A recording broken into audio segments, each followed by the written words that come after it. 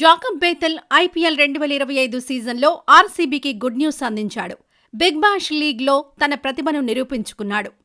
Hobart హ్యారికేన్స్తో జరిగిన ఈ మ్యాచ్లో బేతెల్ కేవలం 50 బంతుల్లో 87 పరుగులతో మెరుపు ఇన్నింగ్స్ ఆడిన అతను విమర్శలకు గట్టి సమాధానం చెప్పాడు.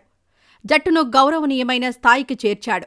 8 బౌండరీలు, 4 సిక్సర్లతో బేతెల్ వీర విహారం చేస్తూ తన సత్తాను చాటాడు. మైదానంలో ఆ క్రియాశీలతతో పాటు 2 ఓవర్ల బౌలింగ్లో వికెట్ తీయడం ద్వారా కూడా అతను తన ఆల్రౌండ్ టాలెంట్ను రుజువు చేశాడు. హ్యారికేన్స్పై అతని ఆల్రౌండ్ ప్రదర్శన ఐపీఎల్లో అతనికి మరింత విశ్వాసం తెచ్చింది. ఐపీఎల్ 2025 కోసం రాయల్ ఛాలెంజర్స్ బెంగళూరు ఒక ఆసక్తికర నిర్ణయం తీసుకుని ఇంగ్లాండ్ యువ ఆల్రౌండర్ జాకబ్ బేతెల్ను 2.6 కోట్లకు కొనుగోలు చేసింది. ఆ సమయంలో విమర్శలు ఎదురైనా మంగళవారం జరిగిన బిగ్ బాష్ లీగ్ మ్యాచ్లో బేతెల్ తన అద్భుత ప్రదర్శనతో అందరినీ ఆశ్చర్యపరిచాడు. హోబర్ట్ హ్యారికేన్స్తో జరిగిన ఈ మ్యాచ్లో బేతెల్ కేవలం 50 బంతుల్లో 87 పరుగులు చేసి జట్టును గౌరవనీయమైన స్థాయికి చేర్చాడు. 8 బౌండరీలు, 4 సిక్సర్లతో బేతెల్ వీర విహారం చేస్తూ తన సత్తాను చాటాడు.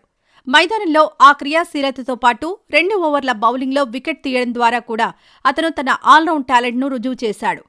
ఇంగ్లాండ్ తరపున 3 ఫార్మాట్లలో ఇప్పటికే తన స్థానం ఏర్పాటు చేసుకున్న బేతెల్ ప్రస్తుతం ఐపీఎల్ 2025లో రాయల్ ఛాలెంజర్స్ బెంగళూరుకు ఒక కీలక ఆటగాడిగా మారే దిశగా ప్రయాణిస్తున్నాడు. హ్యారికేన్స్పై అతని అద్భుత ప్రదర్శన అతనిపై ఉన్న నమ్మకాన్ని మరింత పెంచింది. నవంబర్ 25న జెడ్డాలో జరిగిన వేలంలో ఆర్సీబీ బేతెల్ను 2.6 కోట్లకు కొనుగోలు చేసింది. అయితే విల్ జాక్స్ స్థానంలో బేతెల్ను కొనుగోలు చేసినప్పుడు ఆర్సీబీ అభిమానుల నుండి ఆ ఫ్రాంచైజ్ తీవ్రమైన విమర్శలకు గురైంది. 2024 సీజన్లో విల్ జాక్స్ మంచి ప్రదర్శన ఇచ్చాడు. ముఖ్యంగా ఆ జట్టు ప్లై ఆఫ్స్కి వెళ్లడానికి మూలమయ్యాడు. అయినప్పటికీ జాక్స్ని కొనుగోలు చేయకపోవడం అందరినీ షాక్కి గురిచేసింది. బేతెల్ చూపిన ఈ ఆల్రౌండర్ ప్రదర్శన ఆర్సీబీకి ఎలా ఉపయోగపడుతుందో చూడాలి మరి. ఈ వీడియో నచ్చితే లైక్ చేయండి. అలాగే మా ఛానల్ని ఫస్ట్ టైం కనుక చూస్తున్నట్టయితే ఇప్పుడే సబ్స్క్రైబ్ చేసుకుని పక్కనే ఉన్న గంట సింబల్ని యాక్టివేట్ చేసుకోండి. అప్పుడే మేము పెట్టే ప్రతి వీడియో మీకు నోటిఫికేషన్గా వస్తుంది. అలాగే ఈ వీడియో పూర్తిగా చూసినందుకు ధన్యవాదాలు.